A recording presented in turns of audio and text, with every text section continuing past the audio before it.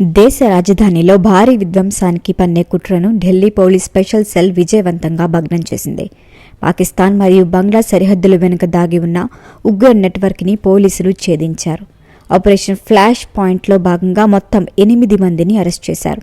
ఇక Kashmir great metro పిల్లలపై కనిపించిన అభ్యంతరకర పోస్టర్లు ఈ ఆపరేషన్కు పునాది వేశాయి.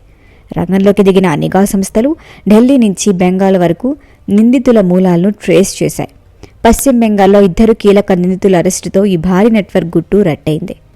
ఇక నెట్వర్క్ విస్తరణ, నకిలీ గుర్తింపులు ఎలా జరిగాయంటే, బెంగాల్ ఇచ్చిన సమాచారంతో తమిళనాడులో సోదాలు నిర్వహించి మరొక 6గురిని అరెస్ట్ చేశారు.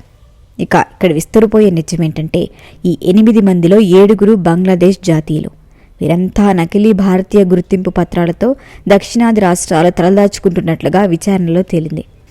వీరి టార్గెట్ ఏంటంటే, వీరి హ్యాండ్లర్లు బంగ్లాదేశ్ నుంచి ఆపరేట్ చేస్తూ పాకిస్తాన్ ఆధారిత లష్కరే-తోయిబాతో సంబంధాలు కలిగున్నారు. వీరి అసలు లక్ష్యం ఏంటో తెలుసా? ఢిల్లీలోని చారిత్రక ఎర్రకోట మరియు రద్దీగా ఉండే మార్కెట్లే. ఇందుకోసం నిందితులు ఇప్పటికీ గ్రౌండ్ లెవెల్ రెక్కీ కూడా నిర్వహించారు.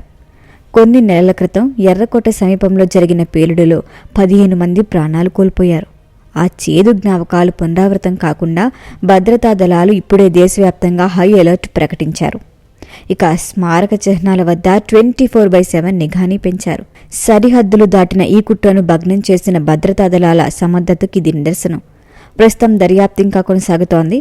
దేశ రక్షణ విషయంలో ప్రతి పౌరుడు అప్రమత్తంగా ఉండాల్సిందే.